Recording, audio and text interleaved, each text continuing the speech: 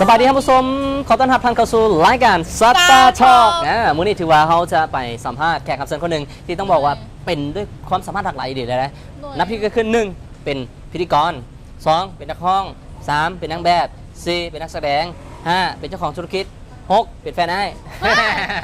อ้าวยุ่งโมเมนต์ใครพูดเป็นหลายอย่างก็คือเป็นสาวคนหนึ่งที่มาด้วยความสามารถนั่นแหละสาวตุ๊กตาจารวีน้ำปูเป้อาจจะเคยเห็นผลงาน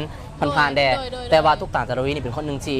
มีพวกพักลักษณะแบบว่าตัวน้อยแต่ว่าความสามารถของโบน้อยไปตามๆกันน้อยมาเป็นขี้หนูน้อยแบบเพชรขี้หนูสำหรับน้องตุ๊กตาจารวีเมื่อนี้เขาที่ไปสัมภาษณ์กับเพื่อนเพราะว่านัดเพื่อนตอนนี้นี่ประมาณ3 โมงตรงแล้วเหลืออีกประมาณ10 นาทีเพื่อนน่าจะมาแล้วเพราะว่าเดี๋ยวเขาจะขึ้นไปสั้น2ก่อนเพื่อว่าจะไปถามเจาะเลิกเจาะจริงกับสาวตุ๊กตาจารวีในมื้อนี้เลยแหละถือว่าเป็นคนหนึ่งที่น่าฮักอีหลียงมักผลงานของเพื่อนก็เป็นคนหนึ่งที่ต้องบอกว่าอยู่ในวงการบันเทิงมาเป็นเวลาตั้งแต่1 2 3 4 ปีแล้ว4 ปีแล้วแต่ว่าผลงานของเพื่อนมีกาย4 ปีเลยเป็นผลงานภาษามื้อนี้ที่ให้ปุ๊กเป้ไปโอ้ลมและสัมภาษณ์ถึงแบบว่าเจาะเลิกเจาะจริงกับสาวตุ๊กตาจารวีกันสำหรับตอนนี้พร้อมแล้วหรือยังที่เอาจะขึ้นไปถึงพร้อมบอกพร้อมแล้วเดี๋ยวเขาขึ้นไปน้ำกันไปเลย